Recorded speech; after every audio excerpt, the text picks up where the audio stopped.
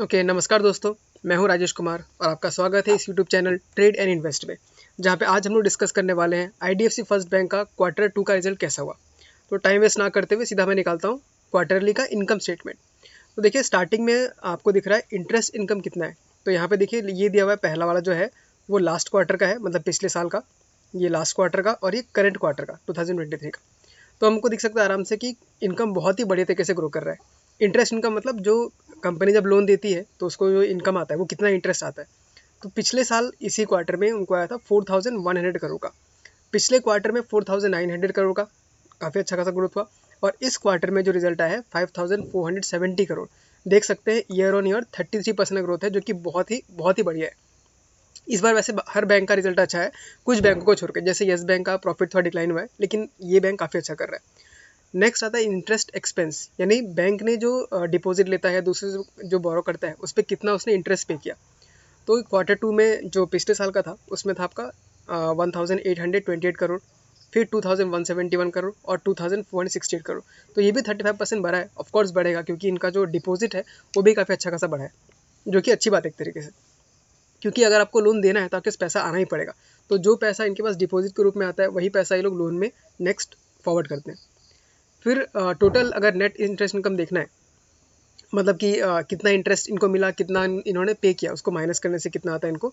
तो last year में था इन लोगों का 2272 करोड़। फिर पिछले क्वार्टर में 2751 करोड़, ठीक ठाक ही ग्रोथ है। और फिर इस क्वार्टर में हुआ 3002 करोड़ का। अगेन इसमें 32% का ग्रोथ है ईयर ऑन ईयर, जो कि बहुत ही बढ़िया है। Next, fee and other income. तो ये आपका ठीक है चल रहा है। फी एंड अदर इनकम, जैसे कुछ लोन का प्रोसेसिंग किया, कुछ भी किया, तो उसमें जो फी से इनको जो इनकम आता है तो वो है आपका 658 करोड़ पिछले साल का, फिर 899 करोड़ और फिर 945 करोड़। तो फी इनकम भी अच्छा खासा ग्रो कर रहा है। तो दोस्तों, फी इनकम बहुत ही बढ़िया चीज़ होता है, जिसमें आपको फ्री का पैसा है, बस आपको प्रोसेसिंग करना है, उसमें जो फी आता है तो वो है। तो फी इनकम भी अच्छा खासा 44% का ग्रोथ है, बहुत बढ़िया है। ट्रेडिंग गेन, अब बैंक भी क्या करती है, कभी आरबीआई में कुछ पैसा रखता है, कभी ट्रेडिंग में लगाते हैं, मतलब जो काम करना पड़ता है उनको, तो उससे कुछ जो गेन होता है, तो इसको हम इतना इंपॉर्टेंस नहीं देंगे, लेकिन फिर भी देख लेते हैं। ये 122 करोड़ लास्ट ईयर था, 44 करोड़ का लास्ट क्वार्टर में लॉस हुआ होगा। लॉस मतलब चलते रहता है ट्रेडिंग में प्रॉफिट लॉस। और इस क्वार्टर में 116 का करोड़ का प्रॉफिट हुआ है। तो ये ईयर ऑन ईयर -5% घट गया आपका, लेकिन उससे उतना फर्क नहीं पड़ता, छोटा अमाउंट है काफ़ी। फिर नेक्स्ट आता है ऑपरेटिंग इनकम, मतलब आपका ये जो इंटरेस्ट इनकम है और फी इनकम है, दोनों को मिला के।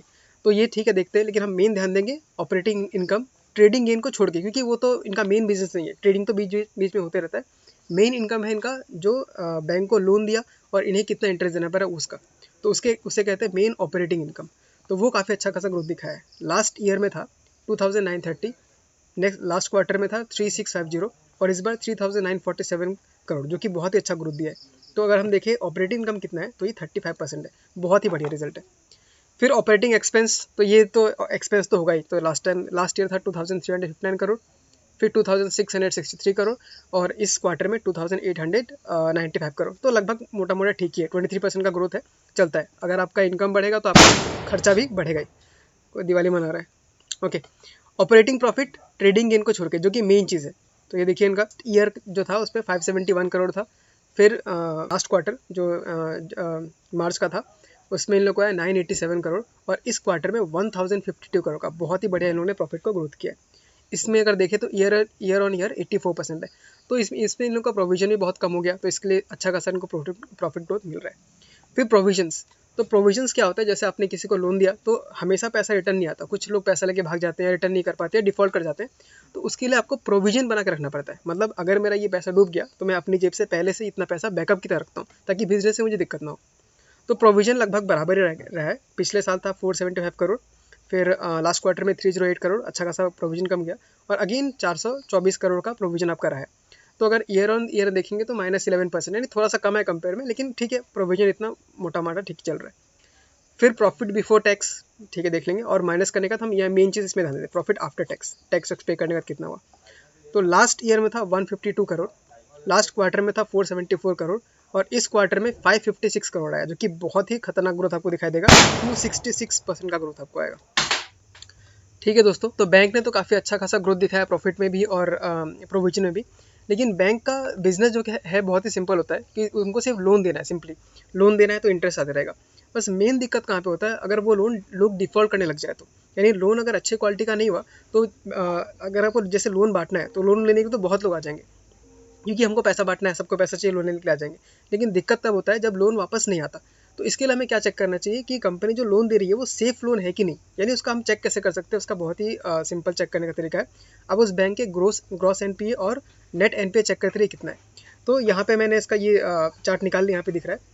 तो मैं बता रहे consistently high retail asset quality with gross net NPA 2% and net NPA 1% for more than 10 years. ये अगर मैं देखूँ तो ये पहले जो कंपनी था कैपिटल फर्स्ट के नाम से जाना जाता था, मर्जर होने के बाद इसका नाम आईडीएफसी फर्स्ट बैंक बन गया। तो यहाँ पे इन्होंने दिखा के रखा है, देखिए stress test 1 global economic slowdown, ये आपका 2011 से लेकर 2014 तक था। उस टाइम पे इनका जो ग्रॉस नेट एनपीए और एनएनपीए 0.25 और 0.06 था, बहुत ही बढ़िया था। ये आपका कैपिटल फर्स्ट का है। फिर डिमोनेटाइजेशन आया, उस टाइम पे भी बहुत लोगों को दिक्कत हुआ, तो उस टाइम पे इनका नेट एनपीए 2% पहुंच गया था, मतलब ग्रॉस 2% पहुंच गया था और नेट एनपीए 1.4% पहुंच गया था। फिर नेक्स्ट जीएसटी आ गया, तो जीएसटी में भी काफ़ी लोगों को परेशानी हुआ, उसमें भी इसका हाईएस्ट 1.91% ग्रॉस गया और नेट 1.19 रहा। फिर आईएलएफएस क्राइसिस हुआ था बीच में, जो बहुत सारे बैंकों को दिक्कत हो गया, येस बैंक वेस्ट बैंक को उसी चक्कर में दिक्कत हो गया था, बहुत सारा आपका एनबीएफसी कंपनी भी डूब गई थी उस टाइम पे। फिर कोविड आया, तो कोविड के टाइम पे बहुत मेजर इस बैंक को हिट हुआ था। इसका ग्रॉस एनपीए 4% और नेट एनपीए 1.9% पहुंच गया था। लेकिन अब हम देख सकते हैं कि वो धीरे धीरे वो भी अभी डिक्रीज हो रहा है, कम करते करते 2% आ गया है और नेट एनपीए तो 0.73 यानी 1% के नीचे पहुंच गया। और ये आगे जाते जाते ये और भी डिक्रीज होना चाहिए। तो नेट एनपीए मतलब कि नॉन परफॉर्मिंग एसेट जितना कम होता जाएगा उतना बैंक सेफ रहेगा। ठीक है, जीएनपीए एनएनपीए देखने के बाद हम चेक कर लेते हैं कि नेट इंटरेस्ट इनकम किस तरीके से ग्रोथ कर रहा है। तो नेट इंटरेस्ट इनकम मतलब एनआईएम, उसका मतलब ये होता है कि टोटल आपने लोन कितने में लोगों को दिया और आप कितना इंटरेस्ट पे कर रहे हैं। जैसे मान लीजिए अगर कोई बैंक है तो वो एफडी पे या सेविंग अकाउंट पे वो 3 से 4% का इंटरेस्ट देती है, लेकिन जब वही बैंक लोन देती है किसी आदमी को तो इंटरेस्ट रेट आपका 13%, 12%, 15% कुछ भी हो सकता है। तो इसके बीच का जो डिफरेंस है वही बैंक का प्रॉफिट होता है और उसी को हम बोलते हैं नेट इंटरेस्ट इनकम। तो वो जो अच्छे बैंक है उनका 4 के ऊपर है, 4.85 है अच्छे बैंकों का। तो इस बैंक का देख लेते हैं कितना है। तो यहाँ पे हमको दिखा रहा है strong rise in net income, interest income. देख सकते हैं 2019 से इनकम बहुत अच्छा बढ़ रहा है। देखिए 4,800 करोड़, 6,000, 7,000, अभी 9,700 करोड़ का ईयरली ट्रेंड है। और क्वार्टरली भी बहुत अच्छा ग्रोथ कर रहा है, 1,000, 1,700, 2,200 और 3,000 करोड़ का इनको नेट इंटरेस्ट इनकम मतलब बढ़ते हुए दिखाई दे रहा है। तो अगर परसेंटेज में देखें तो इनका नेट इंटरेस्ट जो इनकम है वो 5.98% है, जो कि अच्छे बैंकों का 5%, 4.8%, जैसे कोटक बैंक हो गया, फिर आपका ये एचडीएफसी बैंक हो गया, उनका 5%, 4.8% के आसपास है।